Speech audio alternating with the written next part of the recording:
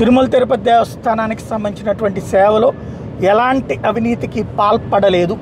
ఇది క్లియర్గా వైవి సుబ్బారెడ్డి ఇచ్చినటువంటి వాంగ్మూలం.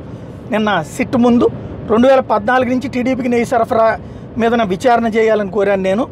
ఆ 4 ట్యాంకుల్లో నెయ్యిలో జంతువుల కొవ్వు కలిసిందా లేదా సిట్ మాకు చెప్పాలి కదా. వైఎస్ఆర్సీపీ హయాంలో స్వామివారి ప్రతి రూపాయిని కాపాడాం. శ్రీవాణి ట్రస్ట్ ద్వారా దేశవ్యాప్తంగా శ్రీవారి ఆలయాలు కట్టాం.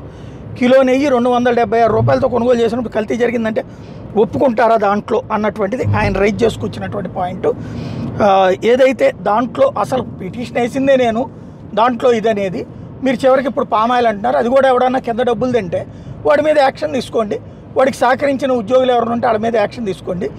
మధ్యలో నా దగ్గరకు ఒక పైసా వచ్చింది కానీ లేదా నేను అట్లాంటి తప్పు చేసింది అయితే శిక్షించండి అన్నటువంటిది అడిగితే వీళ్ళ దగ్గర ఏ ఆధారం లేదు. ఇప్పుడు అప్పన్న ఈయనకి డబ్బులు ఇచ్చారని కానీ అట్లాంటిది ఏ ఆధారము లేదు. దాంతో ఇంకోటి అప్పన్న నెల్లూరు ఎంపీ ఇప్పుడు తెలుగుదేశంలో ఉన్నారు, ఇంతకుముందు వైసీపీ ఉన్నారు, వాళ్ళ తరపున ఎంప్లాయీగా ఉన్నారన్నటువంటి లెక్కలు కూడా వైవి సుబ్బారెడ్డి చూపించుకుంటూ వచ్చారు. దాంతో ఇప్పుడు మరి సిట్ ఏం చేస్తుంది కల్తీ నెయ్యి వ్యవహారానికి సంబంధించి చూడాల్సి ఉంది.